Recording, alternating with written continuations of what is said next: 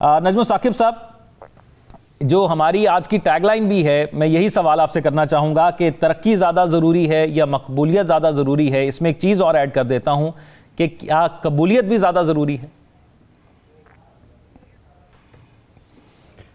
देखिए, सबसे पहले तो काबिलियत यानी एबिलिटी और कबूलियत, ये दो लफ्ज़ हम सुनते आ रहे हैं बड़े अरसे से कि काबिलियत किसकी है और मकबूलियत किसकी है।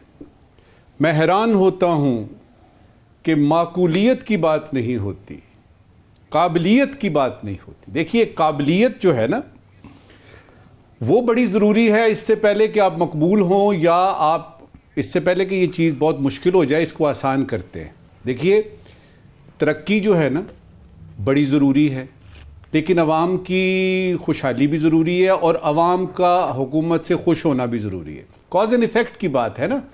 अगर तरक्की होती है और अवाम खुश होते हैं, तरक्की होती है और अवाम खुश होते हैं तो क्या ही कहने हैं। तरक्की नहीं होती और अवाम खुश होते हैं, जिसकी कि पॉसिबिलिटी नहीं है, तो क्या होगा? असल में क्या चीज़ है? बुनियादी चीज़ क्या है? बुनियादी चीज़ ये है कि जमहूरियत है या वैसे कोई भी किसी किस्म का फॉर्म ऑफ गवर्नमेंट है, उसमें अवाम जो है वो मतवाए नज़र हैं कि नहीं। और अवाम को एक माकूल हुकूमत चाहिए होती है जो काबिल हो। इसका मतलब है काबिलियत और माकूलियत जो है वो ज़्यादा ज़रूरी है मकबूलियत से। ये बहस को यहां रख के थोड़ी देर के लिए देख लेते हैं। ये जो आपने अपने इंट्रो में बोला है ना, बड़े मज़ेदार किस्म के कल से बयानात मैं पढ़ रहा हूं अखबारों में और दोस्तों से सुन रहा हूं। सबसे पहले तो ये सुनिए, पंजाब की चीफ मिनिस्टर साहिबा ने कहा, शहबाज शरीफ ने नामुमकिन को मुमकिन बना दिया। इस तरह जिस तरह के मसलन कश्मीर मिल गया है, कर्जा ख़त्म हो गया है, हम लोगों में जो गुर्बत की लकीर से नीचे लोग हैं वो ऊपर आ गए हैं, वो 2.5 करोड़ बच्चे जो थे वो स्कूलों से बाहर 5 से 16 साल की उम्र के वो वापस आ गए हैं। ये नामुमकिन चीज़ें हैं। या IMF को खुदा हाफिज कर दिया गया है। मुश्किल फैसले कर लिए, अब आगे बढ़ना है। मुश्किल फैसले कर लिए, अब आगे बढ़ना है। मोहतरम शहबाज शरीफ साहब, देखिए, जो भी फैसले आपने किए ना, ये मुश्किल नहीं थे, ये सही फैसले थे। अब इसका 1 साल में जो नतीजा निकला है उसको देख लेते हैं। कहते हैं महंगाई की शरह कम हुई, सिंगल डिजिट में आ गई। कुकिंग ऑयल जो है, खासतौर पे कुकिंग ऑयल 50 रुपए जो बढ़ गया है, ये किस उसूल के तहत बढ़ गया है? स्टॉक मार्केट खित्ते की तेज तरीन मार्केट बन गई। ये टैक्स नेट बढ़ाने से हुई है या सब्सिडी कम करने से हुई है, या सब्सिडी खत्म करने से हुई है? इसके पीछे डायनामिक्स क्या हैं, जरा ये भी देख लेते हैं। IPP से मुआहदे खत्म किए, भाई 5 से ही क्यों खत्म किए? वो लोग जो कि इस वक्त इक्तदार में हैं, क्या उनका कोई ऐसा रिश्ता बनता है उन बाकी की IPP से? तो बाकी के IPP ने क्या किया है? उन्होंने कौन सा कमाल किया है जो कि वो अभी तक उनसे मुआहदे ख़त्म नहीं हुए? शरह सूद और करंट अकाउंट खसारे में कमी हुई है। शरह सूद में वो जो 13 से 12 हो गई, जो एक ज़माने में 20-21 थी, और अभी खसारे में कमी हुई। क्या लोगों की कीमतें ख़रीद बढ़ गई है? क्या लोगों की जेब में इतना पैसा है कि वो अपनी मर्जी के आलू प्याज खरीद सकें? आगे चलते हैं। गैर मुल्की सरमायाकारी में इजाफा हुआ, ये हुकूमती अखराजात बढ़ाने से हुआ है? मिसाल के तौर पे पार्लियामेंटेरियंस की तनख्वाह बढ़ाने से हुआ है, या 1010 गाड़ियां जो FBR ने खरीदी हैं उसकी वजह से हुआ है, या पेंशनर की पेंशन काटने से हुआ है? यह भी बड़ा जरूरी सवाल है।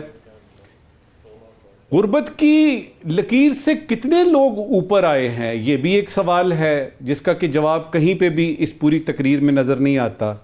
इंटरनेट ना मिला तो क्या फायदा? वो नौजवान लड़के लड़कियां, वो फ्रीलांसर्स, उसका क्या हुआ? तो आगे चलते हैं। अवाम के सेहत और तालीम के मसाइल जो हैं वो हल करने की कोशिश की गई, तो क्या सरकारी अस्पतालों में दवाइयां मिलनी शुरू हो गई हैं? डॉक्टर हाजिर होते हैं? वो जो लाइनें लगी हुई हैं, लोग अपने फैसलाबाद से बिस्तर लेके आते हैं और सड़कों पे लेटे हुए हैं, उनका कुछ हुआ कि नहीं हुआ? क्या रिश्वत खत्म हो गई है? क्या निजकारी जो होनी थी पीआईए से शुरू होके वो हो गई है, या सिर्फ रिकॉर्डिंग के ही 10-20% जो है उनका हिसाब किताब हुआ है? चोरियां, डाके, कत्ल वगैरह खत्म हो गए हैं, लोगों की जिंदगियां, जान और माल और ज्यादा महफूज हो गए हैं। अगर सब कुछ ठीक चल रहा है, इस हुकूमत से दो सवाल हैं। अगर सब कुछ ठीक चल रहा है तो आपके नौजवान मुल्क से बाहर क्यों जाना चाहते हैं? पहला सवाल। दूसरा सवाल कि ये जो मैंने गुर्बत की लकीर की बात की है, क्या इस सिलसिले में हमें पता है कि ये इतनी जल्दी नहीं हो सकता? अभी तो 1 साल आपकी हुकूमत है, अगले 4 साल चलेगी। आपके ख्याल में अगले 4 साल में गुर्बत की लकीर से जो नीचे लोग हैं वो कितने हद तक, कितने फीसद ऊपर तक आ जाएंगे? इस वक्त की आखिरी बात, आपने जितनी 1 साल में तरक्की दिखाई है वो एक तरफ रखिए और अपने आप से एक सवाल कीजिए। मैं अवाम की बात नहीं कर रहा, मैं पीटीआई के सपोर्टर्स की और वोटर्स की बात नहीं कर रहा, मैं किसी उनके लोगों की बात नहीं कर रहा जिनको कि ये सारी फिगर जो हैं फिगर वर लगता है फज हुई हुई हैं। मैं आपके अपने वोटर्स की बात कर रहा हूं। दिल पे हाथ रखिए और ये बताइए मुझे कि क्या मुस्लिम लीग नून के वोटर्स, सपोर्टर्स मानते हैं कि ये सारी तरक्की 1 साल में हुई है, और क्या वो आपकी हुकूमत से खुश हैं? यहां पे मैं अपनी बात खत्म करता हूं, आगे चलते हैं। साकिब साहब, ये इत्तेहाद की हमने कल भी बात की थी, लेकिन इसमें आपको लगता है कि किसी जमानती की भी जरूरत है, और अगर ये इत्तेहाद बनता है तो किस जमानत पर बनेगा? देखिए, सबसे पहले इत्तेहाद की ही बात कर लेते हैं। एक फिक्रे में ये कहूंगा, अगर तो ये इत्तेहाद बनाया जा रहा है, कहीं से कोई इंस्ट्रक्शंस हैं या ऑर्डर्स हैं, तो फिर तो चलेगा। अगर ये आपस में मिलके बना रहे हैं तो इसका नतीजा निकलने की कोई उम्मीद नहीं है। दूसरी बात जो आपने ख़त की है, खान का दूसरा ख़त सामने आ गया है, उस सिलसिले में तो सिर्फ एक शेर सुनाऊंगा जी। नामा बर तू ही बता, तूने तो देखे होंगे। नामा बर तू ही बता, तूने तो देखे होंगे, कैसे होते हैं वो ख़त जिनके जवाब आते हैं। सही है। अब ये कि वज़ीर आज़म साहब की अभी हमने बात की, मोहतरम शहबाज शरीफ साहब के वो नामुमकिन को मुमकिन बना सकते हैं, तो एक गुजारिश उनसे करनी है कि ये नामुमकिन नज़र आ रहा है कि खान इस वक्त जेल से बाहर आएगा, काइंडली इसको मुमकिन बना दीजिए। क्योंकि पीटीआई के जो लीडर्स बाहर हैं उनके हाथ की, उनके बस की तो ये बात ही नहीं है, वो सिर्फ बातें कर रहे हैं। एक वो थे जो कहते थे इधर इधर इधर गोली मारो, मुझे दूर दूर तक वो नजर नहीं आ रहे, खैर खान के लिए इधर गोली खाऊंगा। फिर एक वो हैं जो तकरीरें करते हैं और फिर बारों बार पीर बधाई इधर से निकल जाते हैं, कभी उधर से निकल जाते हैं। तो उनमें तो बस नहीं है। शहबाज शरीफ साहब, मोहतरम वजीर आजम साहब, आप इस नामुमकिन चीज को कि खान बाहर नहीं आ रहा मुमकिन बना दीजिए। अच्छा, आपने बैरिस्टर सैफ की बात की है, लंबी हो जाएगी बात जी जी। उनका आपने एक बयान दिया है, मैं एक और बयान की तरफ ध्यान दिलवाऊंगा। देखिए, हम ये मानते हैं कि खान का मतलब है पीटीआई और पीटीआई का मतलब है खान। हम ये मानते हैं कि वो पाकिस्तान में इस वक्त एज वी स्पीक सबसे मकबूल लीडर है। हम ये मानते हैं कि उस पे जो केसेस हुए हैं 2-3 को छोड़ के सब सियासी बुनियादों पे हुए हैं, हम ये सब मानते हैं। लेकिन बैरिस्टर सैफ ने जो ये बात की है ना, इसके बारे में 2-3 सवालात उठते हैं, उनकी तरफ इशारा करता हूं जी। बैरिस्टर सैफ फरमाते हैं कि ये मुल्क यानी मुल्क के खुदादाद पाकिस्तान, इस्लामी जमहूरिया पाकिस्तान बानी पीटीआई का है। अच्छा, हमें ये पता था कि ये मुल्क जो है कायदे आज़म ने अपने साथियों के साथ मिलकर बनाया।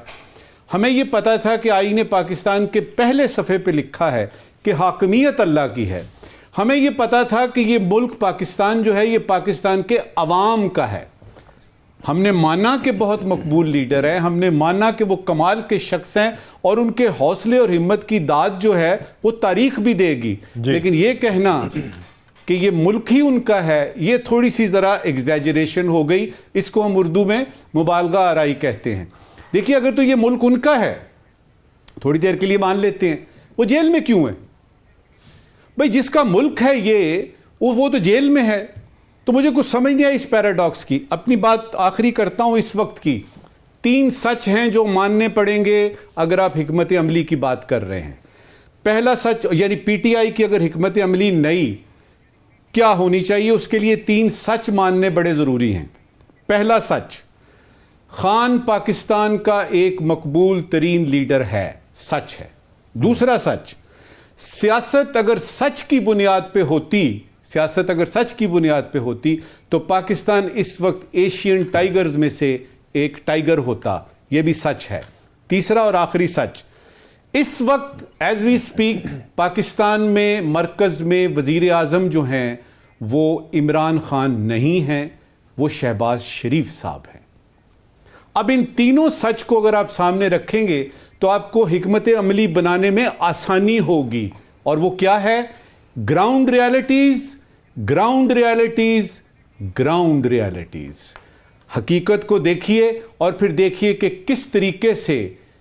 किस तरीके से पीटीआई या खान जो है वो इस सियासी मैदान में, मुआशी मैदान में, मुआशरती मैदान में आगे आ सकते हैं।